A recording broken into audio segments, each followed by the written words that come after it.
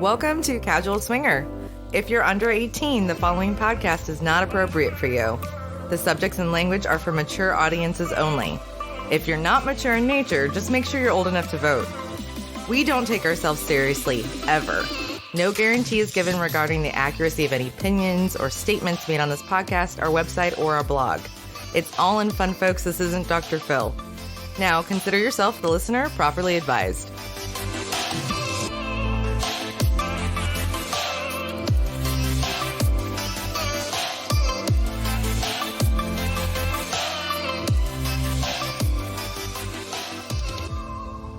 Season 1, Episode 1. It's kind of a big deal. Welcome to Casual Swinger, everybody. I'm Bonnie. And I'm Clyde. I know, those names are a little out there, right? Famous duos and all. Famous duos that are not copyrighted by anybody else. You know how hard it is to pick a pseudonym in this world? It is. It is. But we're here. And we're ready to jump into this thing. So first recording for you guys. Hope you guys are ready and to hear a little bit about what we're up to. Why don't you tell them, Bonnie? Yeah. Well, we hope you enjoy our series of podcasts. And just so you know, you can find us just about anywhere under Casual Swinger at www.casualswinger.com. Casual Swinger on Instagram, Twitter. Cassidy, SLS. There. Yeah, we're kind of all over the place. So, and you know, we're growing. So you might find us in other places, but anywhere you find Casual Swinger, you're probably going to find us. But the safest place in the world to do it is right there on our website at www.casualswinger.com. You can send us emails, funny pictures, stories, but more importantly, your questions, comments. That's really what we want to find out. Yeah, suggestions, because we're new at this, and it's going to be a bit of a train wreck, but I think we're good with that.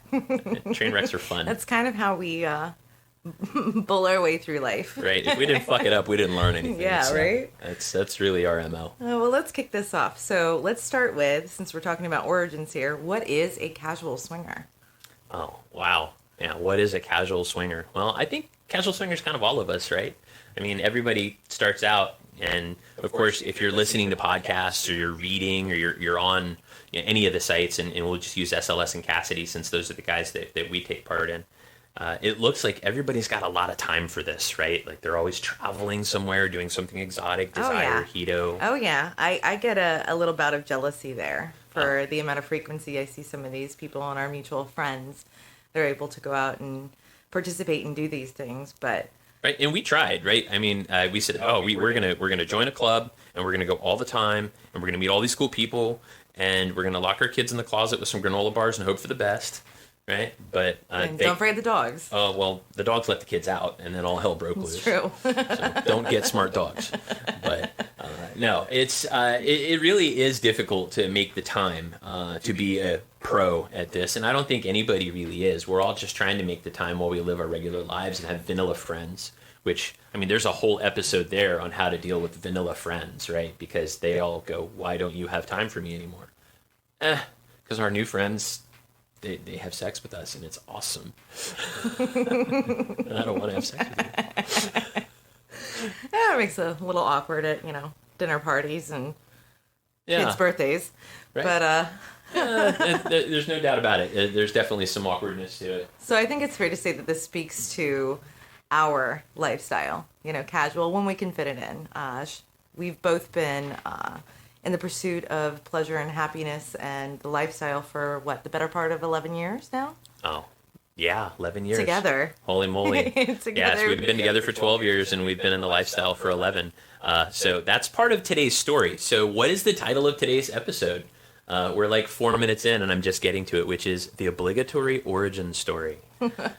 Every superhero has an origin story, and they have to tell that before they can get to all the reasons why they're a badass. Oh, I love that you're painting yourself as a superhero. Oh, no, it was you. I promise you. I'm the dumbass that gets rescued. You're the hero. I promise you. She looks good in a cape, guys. Just saying. That was not my impression the first time that lifestyle was mentioned to me. Well, yeah, so let's just get this out of the way right now. I am not a smart man. All right, I do a lot of stupid things. I beg to differ. A lot. I beg to differ. You're a highly intelligent man who lacks common sense at times, or timing may be a little off. Oh, I'm an idiot. Oh. So So, a little history here. We were dating long distance, approximately 1,000 miles from each other. It was a long drive, kids. It was a very long drive, and a lot of effort. Well worth it. But you're telling me, oh my God, the blowjobs. After a wonderful evening out and spending time together and these rare moments that we get to see each other, my husband, now my boyfriend at the time, decides to look at me lovingly and provide me with all these wonderful compliments and proceed to tell me that I'd make a great swinger. I am so stupid. So at the time, I'm in my early to mid 20s. I'd only had ever heard of swinging in the movies and maybe in passing. I've had some experiences now that I didn't really know how to, handle prior to that or what it really was. But to look into his eyes and go, "What the fuck did you just say?" was literally my immediate reaction. I was grossly offended. And looking back, it's hilarious. I love you. I appreciate the introduction, but that was definitely a stumble. There are a lot of ways to introduce your significant other to the lifestyle. There are so many ways. And on the list of those ways, nowhere will you find, hey, you'd make a great swinger. That, I don't know what I was thinking. I mean, I knew you were great in the sack. I knew we had some kinks going on, even though we were just getting started and grazing the surface of what it would turn out to be. But I was like, this pervert, like, what is he talking about? Well, I can tell you. I can tell you. Hone me out to like his friends and coworkers. Like, what does this mean? I remember sitting down with my girlfriends and going, okay, so this thing happened and I don't know what to do. And across the board, it was dump this guy. Well, yeah, I don't blame them necessarily. Plus, your friends were bitches.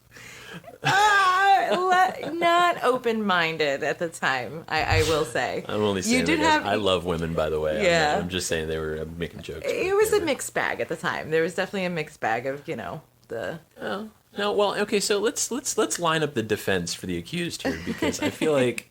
All right, Judge Swapner.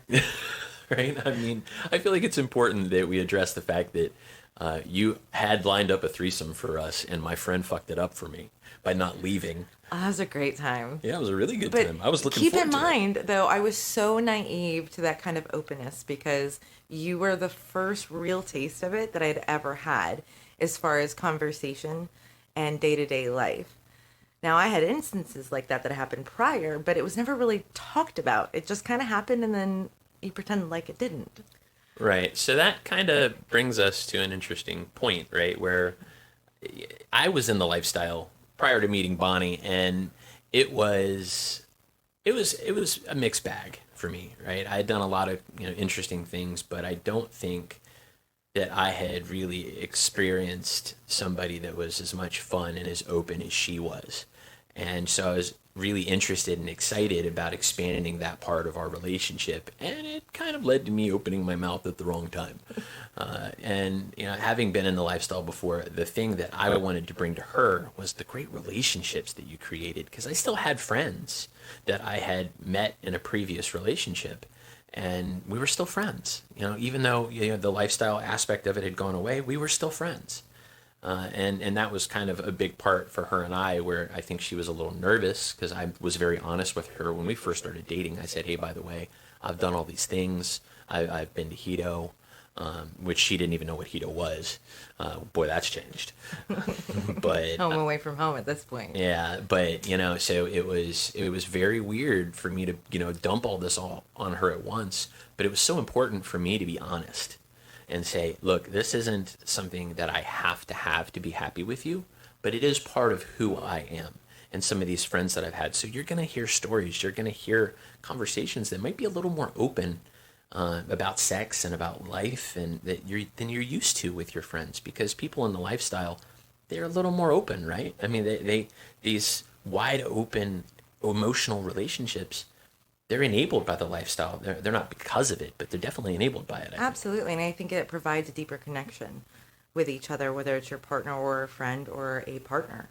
Right. So, but I wouldn't change how that happened for the world. As funny as it is now and as hard as it was to deal with, me asking the point blank questions, because now you've opened Pandora's box in my mind, and as scared as I was, I was very interested about learning more because that was such a big part of you, or a very important part of you.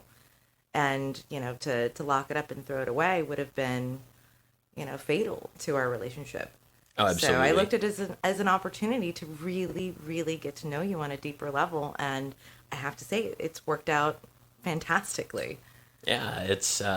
I think the question that you followed that up with was the fear. I think everybody has. Fear is part of being human, right? Fear. I just had this conversation with one of our kids the other day. That fear is an acronym. Fear stands for false evidence appearing real. And so we talked about that for a long time. And you and I had a very similar conversation because the first thing you said to me is, so you want to have sex with someone other than me? I mean, that was your first response. Yeah. It's not, hey, I get to have sex with somebody else. It's, wait a minute, you want to fuck somebody? Who? Right? Who's this bitch? I'm going to kill her. I never said that. Whatever, you sharpened your claws. You went and got some fake nails and you went nuts. Not true at all, but I was very skeptical. I thought of this in a vacuum, right? Without any other, research or knowing anyone else that had pursued this lifestyle. Now, I will say, the best friends I've ever made in my life are a direct result of meeting someone in the lifestyle. And these are people that we really haven't had sex with prior. Yeah, that's true. I mean, literally, my best friend I met and didn't even know she had been in the lifestyle until it came up in conversation one day in our backyard. Yeah, so it was pretty much my fault, right? Because I didn't tell you before you moved in with me that my neighbors were in the lifestyle. Oops. All right, and you know what, though? It couldn't have worked out more perfectly because we'd already gotten to know each other and formed this bond, and then it just created a much deeper and meaningful relationship because then I also had someone from a female perspective giving me answers and advice and, her take on what it brought to her table in her life. And I've never seen someone laugh so hard when I told her what happened when the first time you mentioned swinging to me. I believe we rolled around in the yard holding our ankles because it was that funny at the time. I have done some hilariously stupid things in my life, and that is definitely near the top. Well, at least in terms of at risk to myself, right? Because I was madly in love with this girl sitting right here across from me. I still am. I love you too, Pumpkin. But I wanted to share that part of my life with her so much because it had been so fulfilling for me to make those friends and create those relationships. And I desperately wanted to go back to Hito. So at some point we'll talk about Hito and what it means to us. That's probably going to be a whole episode talking about Hito. Oh, at least. Yeah, But yeah, the freedom of it all, freeing yourself, your true self was more than a crossroad. It was, revelation for me, and I never thought I could be this better version of myself. So thank you for that. Oh, yeah, you're welcome. It's been a joy. A pleasure. Oh, I like pleasure. So tell me, so we've talked about, being a casual swinger. And by the way, all the people that we've talked about thus far who we love so much and we miss them because we moved away. All of those folks, we never played with them, right? We just hung out and we had lots of different friends that we made through the lifestyle. And I think that's probably my favorite part is the friendships. Don't get me wrong. We've certainly had our experiences. We're actually going to cover one of those for you here closer to the end of the cast. But we've had a lot of really great times. But those relationships are the best. And so we moved to pretty much the center of Florida. So we don't mind people knowing that we live in Florida. No, especially if we're rubbing it in and it's snowing where you're at right now. We live in Florida. If you're in Canada and your life sucks, I'm very sorry. Not really. It's 85 degrees and beautiful here right now. And no hurricanes, because I know that's what you're going to say. But anyway, the point is, we moved down here and we're like, we're only going to make friends that are lifestyle friendly. And the result is that, 18 months later, we don't have any friends. So casual comes into play here. Taking on a new place, new environment, new people has proved to be a little challenging. So part of this podcast is to encourage the two of us to get out there and meet more people and make the most of what life has to offer, because we have had those wonderful tastes of the lifestyle and the people that are available inside that community. And that community is more expansive than it's ever been.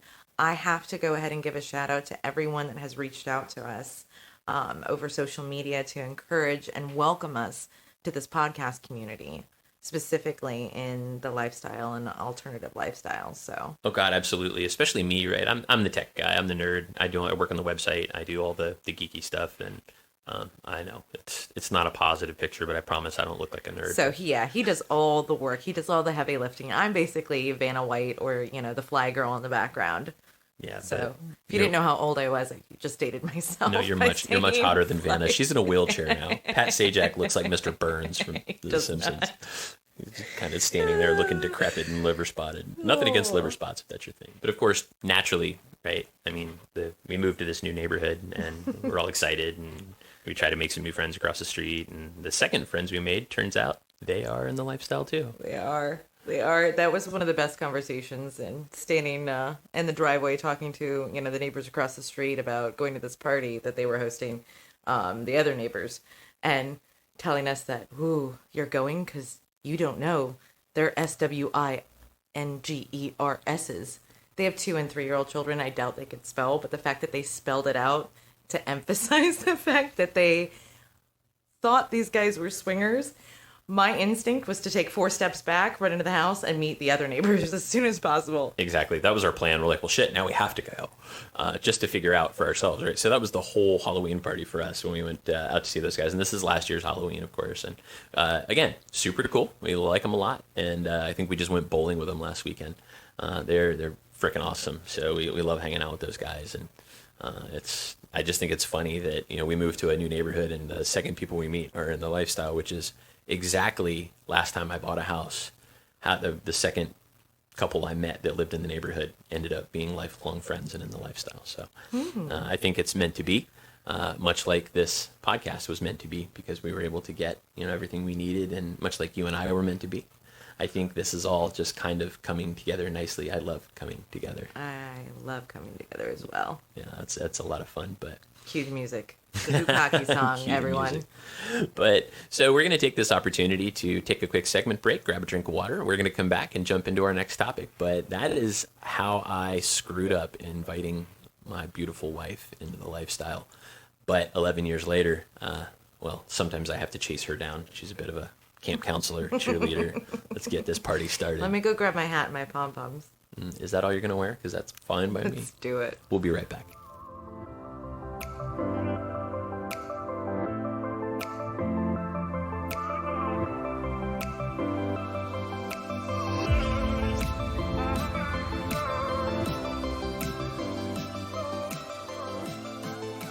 Hey baby, while we're on a break, why don't you tell everybody what they can expect on Casual Swinger?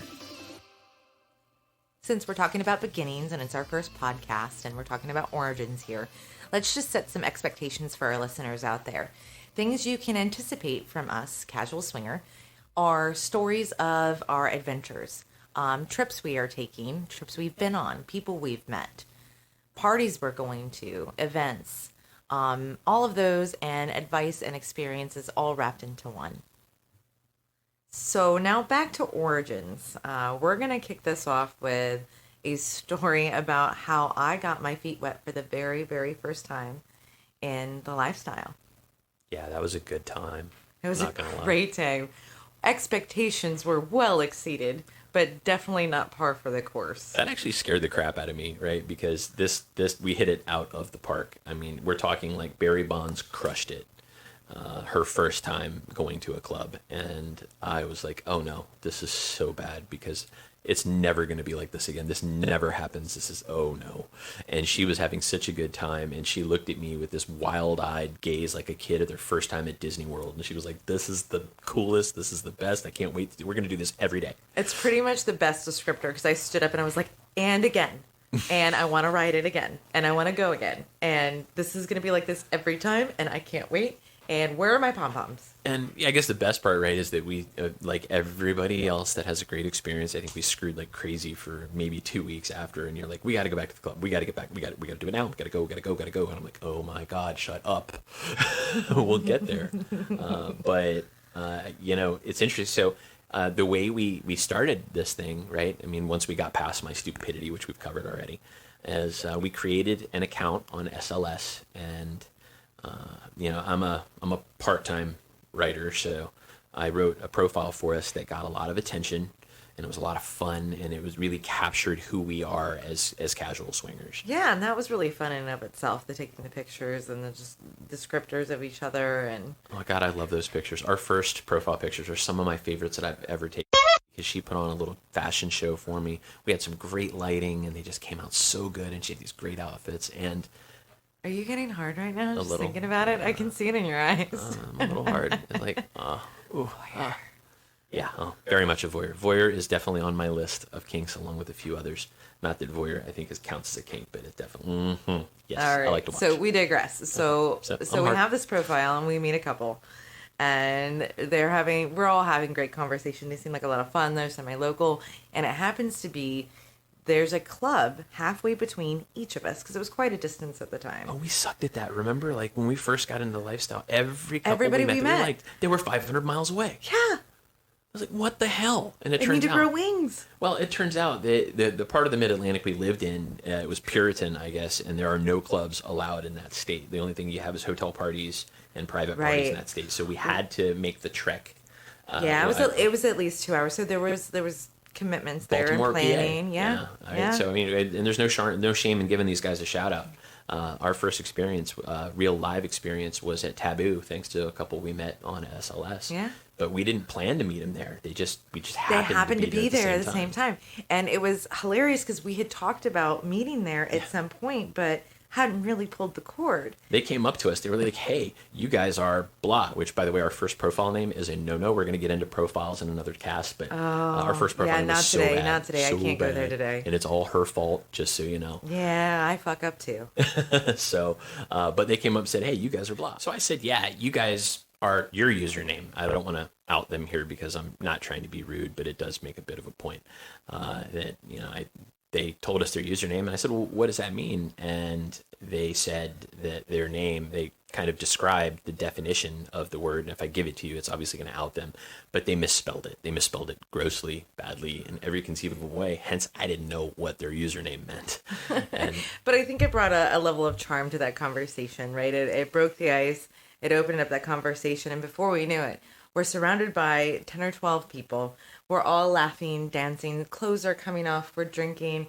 It was just a magical time, and we look around, and other people are trying to figure out how this group keeps growing and what's going on inside of this circle. Yeah, they really wanted to know what was in the middle of that group, but what was in the middle was people just getting to know each other and having a great time and laughing their asses off. Yeah. That doesn't happen at clubs that often. Clubs, I think the first thing I hear about every club when I ask a random person is, oh, it's cliquey.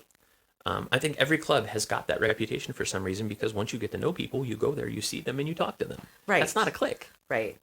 But it happens. And I think everybody thought we were a clique. And I'm like, guys, we just met tonight. Yeah. Yeah, absolutely. Absolutely. And I think the trick when, going to the club for the first time is to be open and introduce yourself and be friendly and smile. And then it'll happen. You'll meet people. So, in meeting these people and having a great time, things started to escalate, and I knew it in my gut that this was the right place, the right time. Everyone seemed to be on board. So I proceeded to walk a group. I think it started with 8. We had 8 on board total, including you and me. We lost the Pied Piper of perverts. We lost 2 at the top of the stairs, and we go down to the play area. So now there are 6 people, and I am literally counting heads, making sure everyone's okay. I have never been this extroverted in my life prior. I did not know this woman.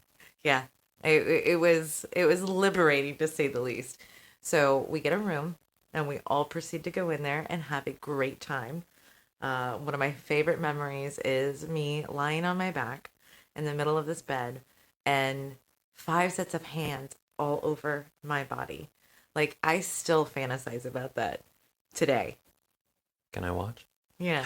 I was one of them, guys. But, I think we jumped ahead just a tick because one of the great things about Taboo, if you guys are in the Baltimore area, you definitely have to check this club out because they're super clean. There's a great dance floor area with cages and a great bar, and the owners are cool as hell.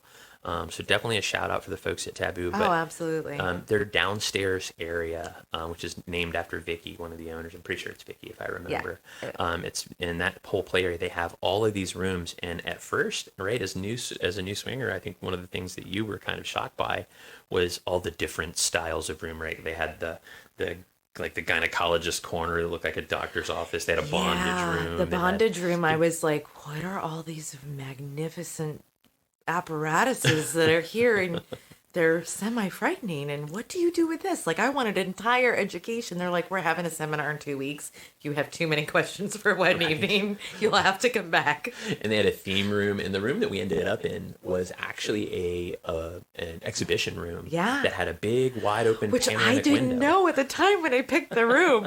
It completely, the window, quote unquote, the window part of it didn't even occur to me. So I believe we got a round of applause. We did. When we left. Yeah, it was a big ass room, which was pretty cool. But they have all these really cool rooms, and you know, the neat part is they have a host there that helps you pick a room based on your size. And because we had as many people as we did because of the Pied Piper here, we definitely had to get one of the larger rooms. And when we ended up in that pile, you know, I mean, initially anyway, I was standing with the other two guys. We're standing back, and we all still have our clothes on, and the girls are completely nude. And they are just going to town on each other. It was 3 girls licking and sucking, and we're all just kind of like slack-jawed watching these girls go at it. And we were laughing at you guys, I too. believe Bonnie turned around, and she's like, okay, there are entirely too many pants on in this room. And within maybe 3 seconds, we was literally like we were ripping off a leisure suit. It was, wow, pants are off. Yeah, you guys might as well had the Velcro down the seams. It was fantastic. It was like, everybody, get your dicks out. Let's do this. So, and next thing you know, there's 6 people piled up in that bed, and it was a very intense experience. It was. Cue the bow chicka wow wow. Oh yeah, and there was one guy who had a little performance anxiety. I guess he didn't buy swinger insurance that night, but Well, and other than the one couple that was down there with us, it was everyone's first time as couples. That's true. And his very first time. I forgot about that. Yeah. So a bunch of essentially first timers, because, well, it was actually the other couple. It was their first official time for everything, right? Because they had, everyone, when you go in, you have your rules, and you're trying to figure out your boundaries and what you like and what you don't like. So everyone was pretty much new. So all these new people happened to find each other an hour or more away from home at the same place in the same night, and all managed to vibe, click, and get it on. Lightning struck. Okay, I mean, because when you start having that boundaries conversation, what are you okay with? What are you okay with? When you're that new, I mean, that conversation can take longer than the sex does. Right. Yeah, exactly. And that's this may be the one and only instance in the lifestyle that I can say that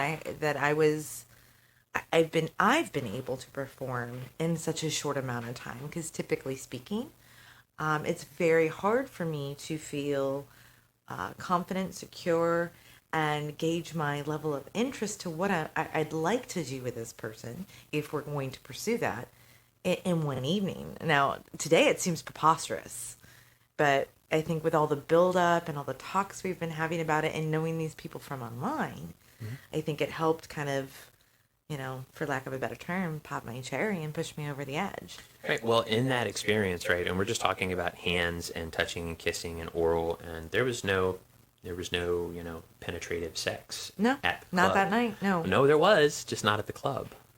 Because when we went back upstairs, and one of the couples went their own way, and we hung out with the other two. That's right. We'll call them TNA. Yeah. And so we hung out with TNA the rest of the night, and then they went back to our hotel with us. That's right. And you had sex with another man for the first time. Very first time.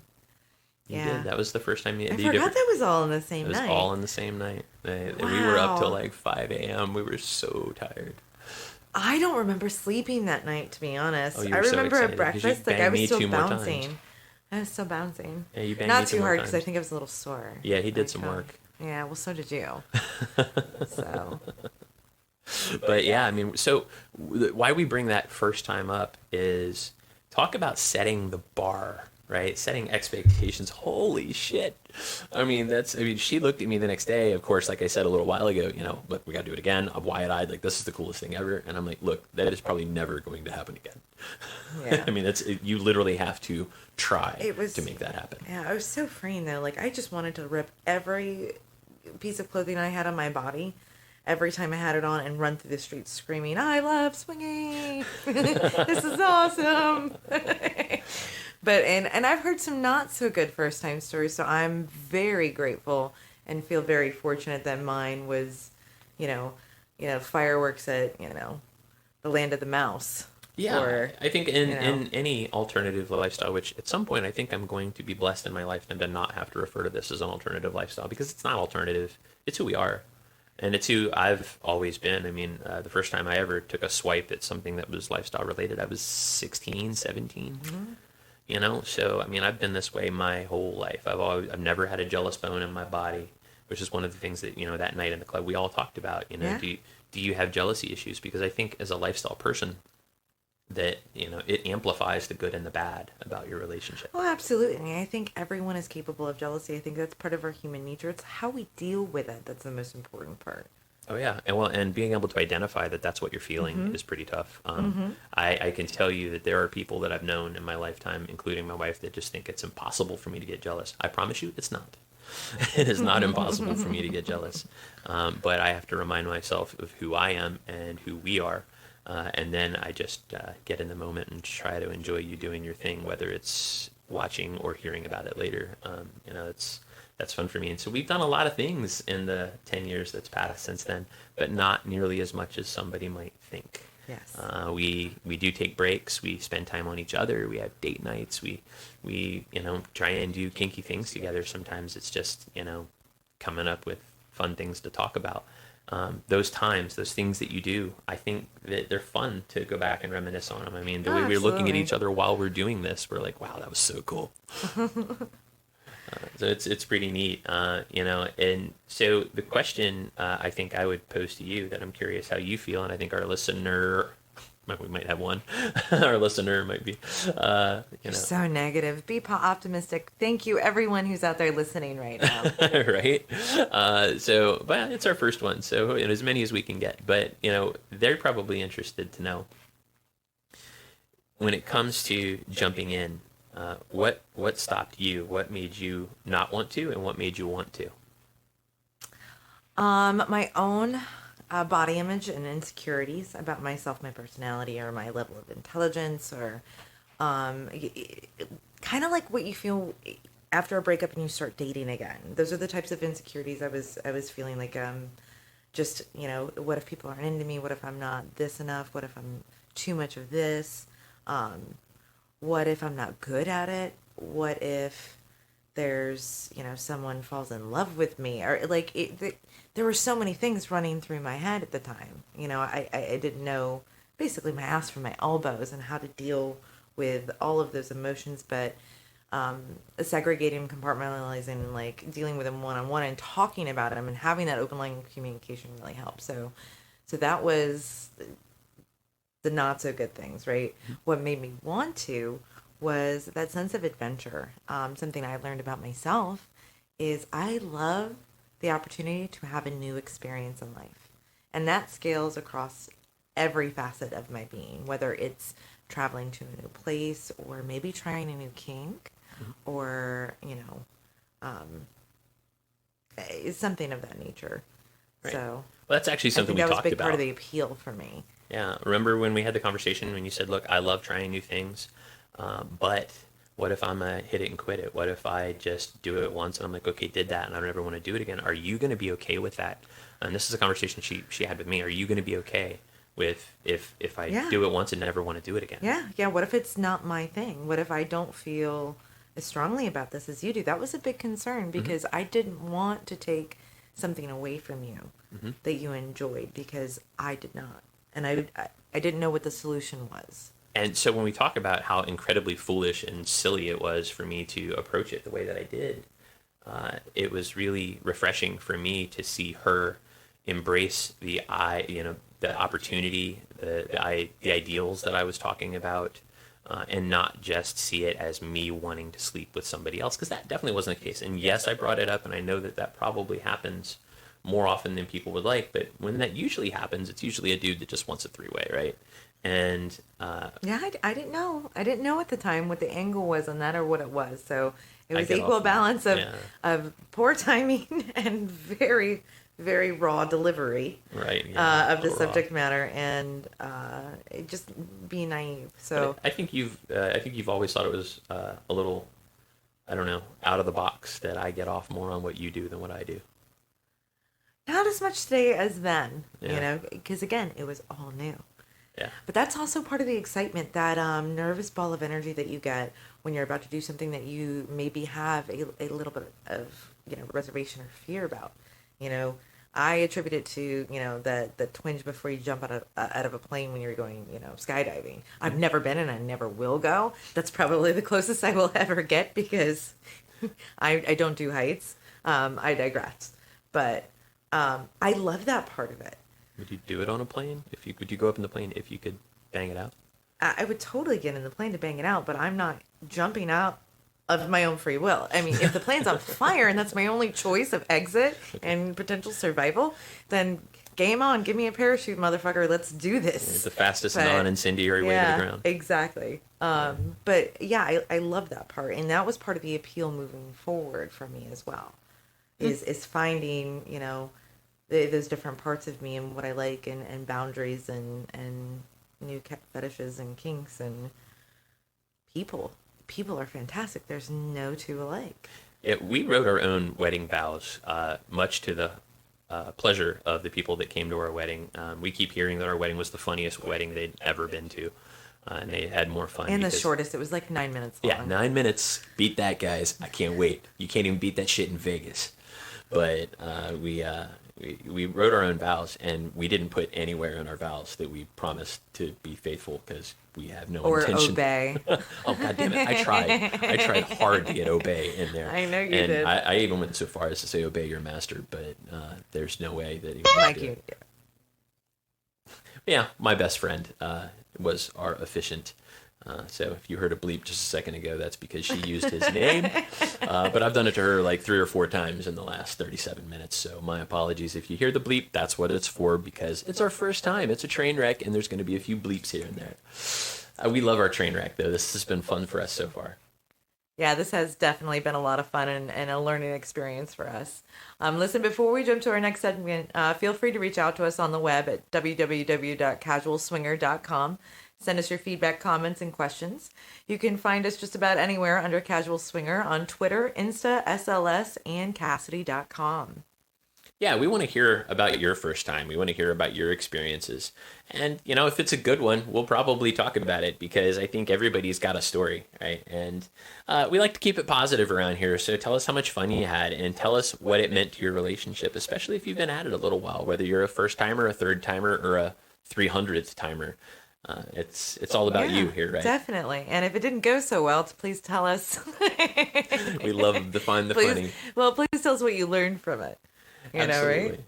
So we've got a couple of segments that we're going to do as we go through Casual Swinger here. And occasionally, depending on what happens, right, whether it's lifestyle in the news, we have Cocktail Corner. We do. Yeah. And I'd love to do a Florida Man segment, just because the supply is unmatched. Right? So we're going to have Florida Man. Florida Man's going to be the crazy, stupid shit that happens in Florida. So we're going to talk about that a little bit. Sometimes it might be oriented sexually or lifestyle. Sometimes it's not, but that'll be Florida Man. And then the last one is Bonnie's Toy Box. I love my toy box. Actually, it's plural now, boxes. That's because we spend a lot of money on sex toys. That's because I spend a lot of time using them as well. Oh, well, there's also and that. Sharing is caring. Absolutely. That's right. When we go to Hito, we give away a lot of sex toys. Yes, we do. I'm all about enabling my friends there to have the best life they possibly can. And if it's clitorally equipped. Yes. Sheathrin. I don't know. It's not brethren. Yeah. If it vibrates, if it, gyrates, and yeah. If it'll make she'll use it. Pretty much. Anyway, that's all right. So we're going to get on to our next segment. What segment are we going to do today? I believe we're doing lifestyle in the news. All right, we're going to do lifestyle in the news. So what's the news article that we're going to talk about? I don't know. You found it. Okay, fair point. I did find it, but Yeah, he just gave me this look like, what did they win, Bob? No, don't get me wrong. I read the article. I just cannot remember the title. I know it was on Huffington Post, and it was posted today, right? I was posted yesterday, but Yesterday, okay. So what we're going to talk about a little bit is a article that came out yesterday, and it was essentially about a person who goes to a sex club on the regular and her experience. And a lot of times when you find these articles, I think one of the things that always drives me crazy, whether they're talking about Hito, which we've already talked about that we love, they always get it wrong. And then when people talk about lifestyle or swinging, they almost always get it wrong. There was a show that we watched. It was only on for one season. Oh, right? yeah, Swingtown. That's right. It was awesome. If you haven't seen that show, it's super cool. And it was fairly accurate, right? For network TV. It was a little more real, even though it was, a fictional, like, I don't know if you called it a rom-com or a dramatic com, but it definitely had a more realistic take on those situations. And I think the problem with some of those articles, that they're written from a third-party perspective. Rarely do you see a writer that is in the lifestyle writing about the lifestyle. And what I loved about this one is that it's exactly who it is. So I feel they're a lot more objective about the experiences. So I would say that's absolutely true. If they're not already part of it, then they are writing about it from a very uncomfortable perspective. Right. When we read about some of the people that go to Hito, these writers, and they come out of it and like, people approach me and wanted to have sex. right. It's like, why are you whispering? You're writing.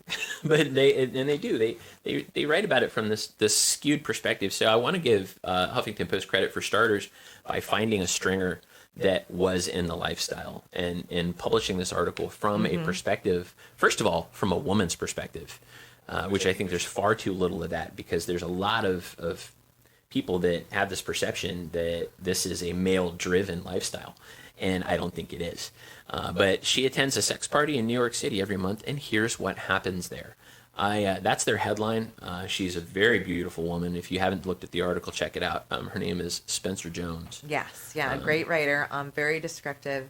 And what I thought was unique is this isn't just like your typical club. This is a cooperative.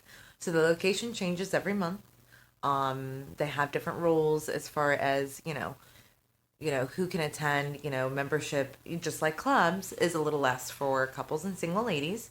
And single men, if they want to attend, they have to be vetted.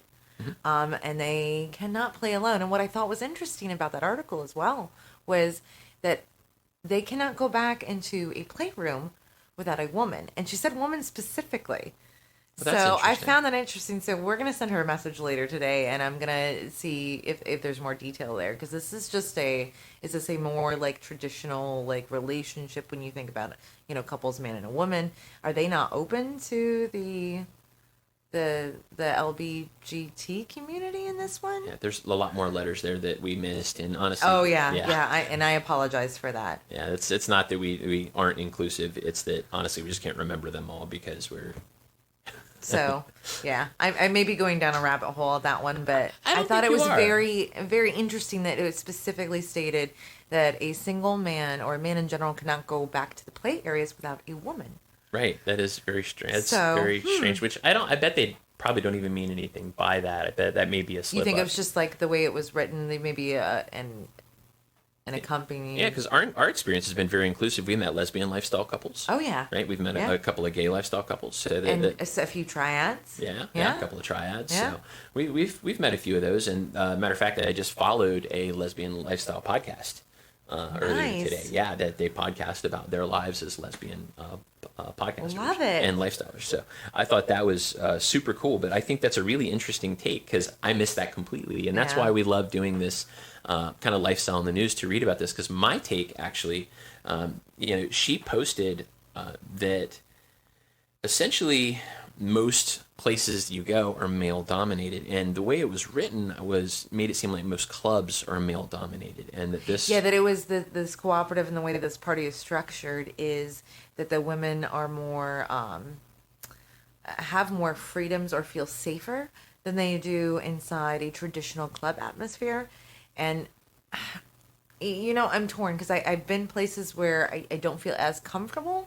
But for the most part, most of the clubs that we've attended or the parties we've attended have been clean, well secure. I never felt like I was at risk. But I can't speak for the majority either. I can only speak from experience. Sure, we haven't been to every club in the country. Exactly, but she's also a single woman attending these parties. Oh, that's true too. So that does. That's a matter of perspective. That does put another layer on Just there. to quote her directly, though, she says, "Unlike other swinger events I've attended, this collective provides a rare space where women call the shots. Since there's no culture of male entitlement at these parties, as there tends to be elsewhere, women can safely decline a man's advances without worrying that he'll become belligerent or even violent." First of all, I want to say it sucks that she even has to think of that. Mm-hmm. That we live in a world where she has to feel that way, because one of my favorite things about the places we go, the groups we go with, and the people we associate with, is if there's ever a woman who feels in jeopardy. Let me tell you, if I'm there, all she has to do is say the word, and that dude has to deal with me. Yeah, well, and I think that translates to our community of people that we surrounded ourselves with. Yeah. There's not one person I wouldn't feel safe with, or not one person I wouldn't look out for. And that's kind of how we operate when we run in groups like that, is everyone looks out for each other and everyone else. Right. So if you are going to clubs, right, if you're listening to this and you're going to clubs where maybe what she said is the norm, first of all, pick a better club. Right, find somewhere else. And I have actually seen it, right? I was talking to Bonnie when we first sat down to do this about a club that a friend of mine and I, matter of fact, the same guy that married us, we walked into a club in Las Vegas. I'm not going to call him out because I don't want it to sound negative, but it definitely felt male-dominated. There were dudes jerking off all over the place in there. And it was a little creepy. First of all, we were there like two guys walking in, but I just wanted him to see. Oh, I love that. You guys and your dates. It's adorable. No, they love each other so much. No, they truly do. They might as well have been brothers. Well, I wanted to show him because he had a lot of questions about the lifestyle, and so that's actually something that's interesting to point out about us too. We're not out per se, but there are a lot of people that know. So we're kind of like 1 foot in the closet, 1 foot out of it. But, he knows, and he's always known.